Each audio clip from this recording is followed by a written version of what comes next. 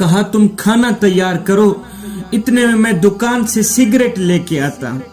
Cigarette لینے گیا، کافی دیر ہو گئی، جب واپس نہ آیا تو بیوی نے بچے کو کہا بچے جاؤ اپنے پاپا کو تلاش کرو، اسے کہنا کہ کھانا تیار ہو گیا ہے آ کے کھا لو۔ آئے بچہ روتا ہوا واپس آیا، کہتا ہے ماں تم کس پاپا کی بات کر رہی ہو؟ ابا اپنے پیروں پہ تو گیا تھا، اب لوگوں کے کندھوں پہ سوار ہو کے آ رہا ہے۔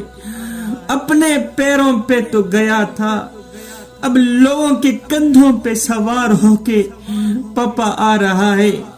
آئے راستے میں موت نے میرے پاپا کو اپنی گرفت میں لے لیا، اب میرا پاپا اس دنیا میں نہیں رہا۔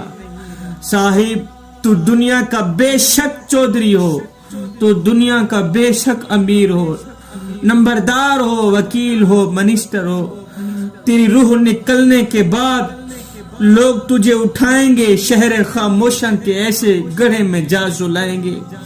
اس اندھیری کوٹھری میں جانے کے بعد تجھ سے تیرے مال کے بارے میں نہیں پوچھا جائے گا، تیری اولاد کے بارے میں نہیں پوچھا جائے گا، نہ میاں نہ۔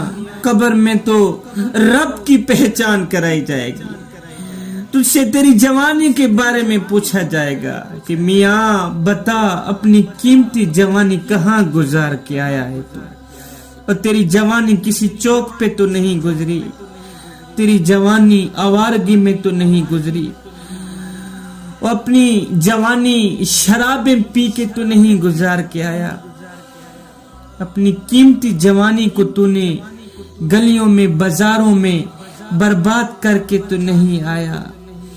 جوانوں کتنا خوش قسمت ہوگا وہ نوجوان جو کہے گا مالک میں اپنی قیمتی جوانی تیری چوکھٹ پہ گزار کے آیا۔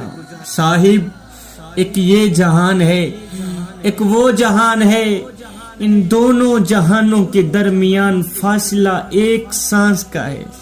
اگر سانس چلتی رہی تو یہ جہان، اگر سانس رک گئی تو پھر وہ جہان۔ جوانوں میں مردوں کی بستی سے زندوں کی بستی میں آیا ہوں، راستے میں مجھے شہر خاموشاں والے ملے، بڑے بڑے رئیس، بڑے بڑے امیر، وہ لوگ بھی ملے جو اپنے بدن پر چٹکی مٹی کی بھی نہیں پڑنے دیتے تھے، جو گرمی کے موسم میں دھوپ میں نکلا نہیں کرتے تھے۔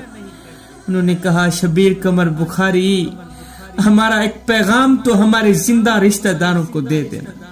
انہیں کہنا او نادانو ہم بھی بڑے رئیس تھے، بڑے امیر تھے، ہم بھی بڑے مالدار تھے، بڑے چودھری تھے، مگر افسوس ہمارا پیسہ یہاں کام نہ آیا۔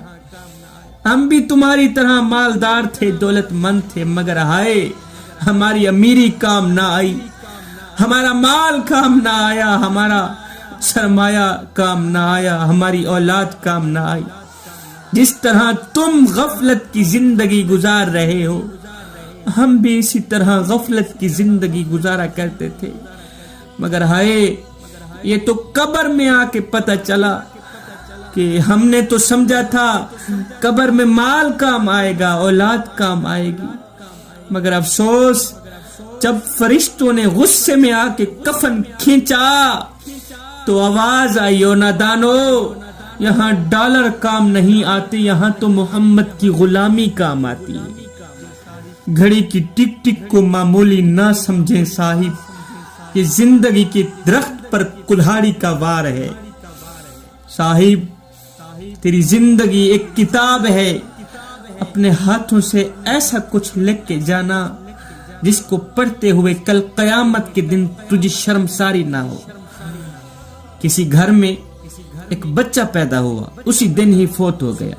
اب گھر والے رونے دھونے میں مصروف تھے، ایک اللہ والے بزرگ کا فقیر کا وہاں سے گزر ہوا۔ گھر والوں کو اس حال میں دیکھ کر کہا کیا ہوا، یہ کیوں رو رہے ہیں؟ کسی نے کہا جی بچہ پیدا ہوا ہے، فوت ہو گیا۔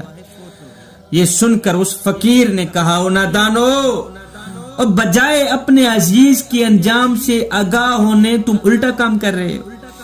کہا رونے والو بچہ پاک ہی اس دنیا میں آیا تھا اور پاک ہی اس دنیا سے رخصت ہو گیا، پاک ہی اس دنیا میں آیا تھا اور پاک ہی اس دنیا سے رخصت ہو گیا۔